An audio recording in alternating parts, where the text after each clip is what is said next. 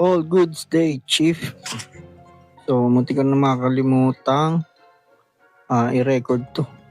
Dahil ito yung huling banat ko kahapon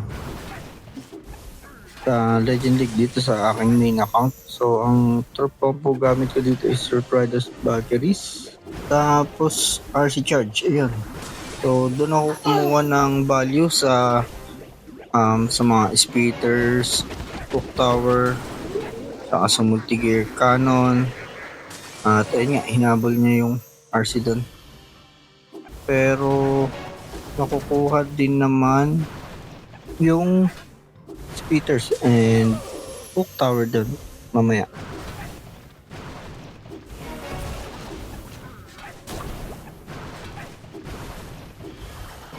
So ayun na nga yung huling inbi natin. At namatay na rin si Fox. Pero ginamit ko yung ability ni RC para nakuha pa rin yung hook tower. Tapos nag-start na ako mag-funnel dito. 6 o'clock, doon ko din drain up yung mga main troops. Si King and Queen sa labas lang sila. Tapos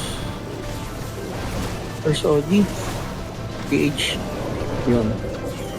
So ang kagandahan dun, nakuha din natin yung isang speeder, tapos tinalikuran natin yung isang speeder na nakaharap dun sa 12 o'clock.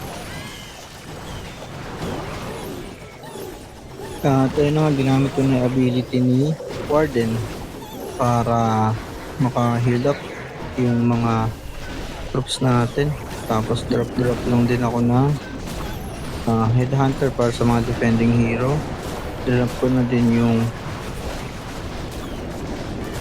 rage spell. Tapos ayun, hindi ko ulit sinecond OG yung TH para doon na sila dumiretso para iwas piso. Ang kagandahan kasi dito sa main account ko, so ngayon ko lang ulit siya ginagrind kahit na patapos na yung season, parang 2 weeks na lang yata. Bali kahapon din naka 320 ako, tapos ngayon 320 ulit.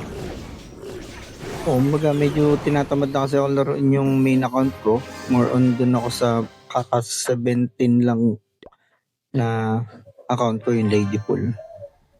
At ayun nga, nakuha ko. So plus 320 tayo ngayong araw. Tapos plus 320 din kahapon. Ayun, puro ayun ang gamit kong strategy. So all goods. Follow me for more.